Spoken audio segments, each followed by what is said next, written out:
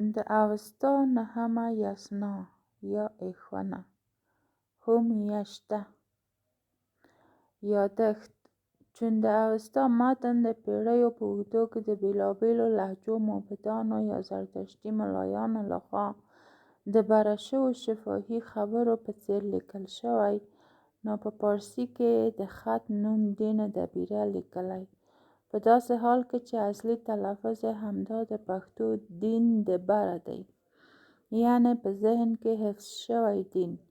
نو د همدې دپاره یې په تلفظ او معناوو کې ډېرې نیمګړتیاوې شته، ځکه په اکثرو مواردو کې لیکوالان په اصلي معنا او تلفظ نه دي پوهېدلي او څه یې چې له یاده کړي لیکلي دي.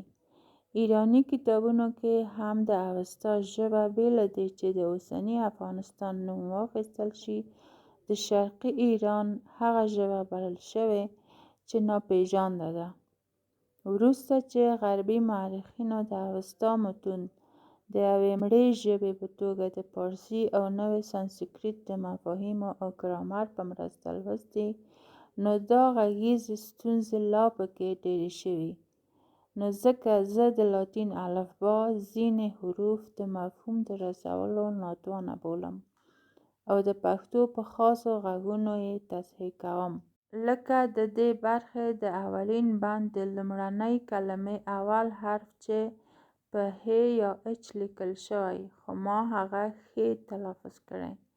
همداراز باید زیاته کړم چې د هم میاشت بندونه په کتاب کې 22 بنده راوړل شوي، خو ما د لوستو په ترڅ کې 2 بندونه د یو بل سره تړلي وموندل، داسې چې یوه جمله په یو بند کې پیل او بل بند کې ختمه شوې وه.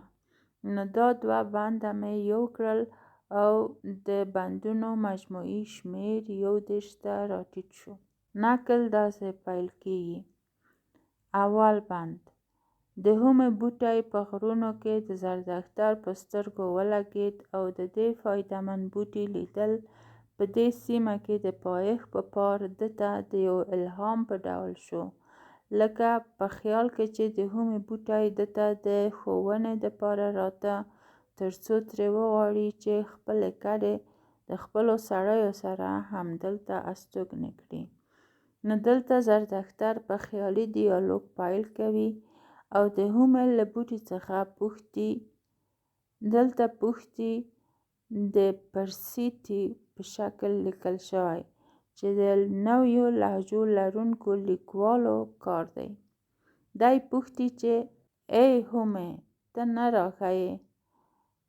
دا جمله د که ته نه راښیم په ډول لیکل شوې. ته نه راښیې د ویس دپاره داسې ښه ځمکه چې زما استوګنو خلکو ته پکې ښې نښې وشي، یعنې ښه حاصل پکې وشي او شته مو پکې ډېر شي او رس او روزي مو پکې پراخه شي او د همیش دپاره زما د استوان یا اوسېدونکو خونو ودو یا خانوادو خوښه شي، یعنې فامیلونو ته د خونو جوړولو دپاره. دا یوه خیالي پوښتنه وه چې په شاعرانه ډول زردښتر د هومې بوټي څخه کړې وه، د خپل ټبر د همیشني میشت دپاره پر هغه ځمکه چې د هومې بوټي ډېر پکې شنه وو، او هلته یې د خپلو خلکو د خونو جوړولو او دایمي میشت هیله کړې وه. د دې بند د پارسي ترجمې پیل کتاب کې داسې راغلی: در هنگام فشردن هوم زردشت را، یعنی به زردشت نزدیک شد، آتش را پاکیزه کنان و گاهان را سرایان. او همداسې ادامه ورکوي. د دې بند لومړۍ کلمه هاونم دوی په پارسي کې هاونګاه معنا کړې ده، په داسې حال کې چې پهلوي تفسیر کې په لاتین الفبا معنا داسې لیکل شوې: بد هاون رادی، چې په واضح توګه پښتو جمله ده، په خاون رادی یا راځي. وینو چې هم پهلوي زن تفسیر کې هم پښتو مفهوم ښکاره دی او دا کلمه هاون یا آونګ د دانو میده کولو آله نه، بلکې د اوسنۍ پښتو ښوون دی. د ښوونې له فعل څخه. بله راغلې کلمه په دې بند کې اترم ده چې دوی په پارسي کې آتش اور معنا کړی، خو موږ د متن په جمله کې د ربط د کلمې په ډول ترې ازش ولوست د یو اضافي میم سره.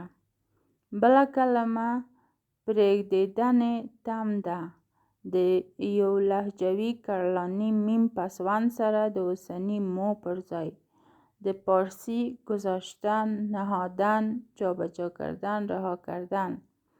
یعنی هومه د زردښتر نظر ته راغله او دی یې د خپلو کډو پرېږدېدو ته په دې ځمکه کې وهڅاوه او ده هم د ښو امکاناتو د څرنګوالي پوښتنه ترې وکړه. دویم بند کې د هومې ځواب دی چې د سر څو کرښې یې بیا تر آخري بند پورې د هومې بوټي د یو شعار په توګه تکراریږي او موږ به یې بل پروګرام کې وړاندې کړو.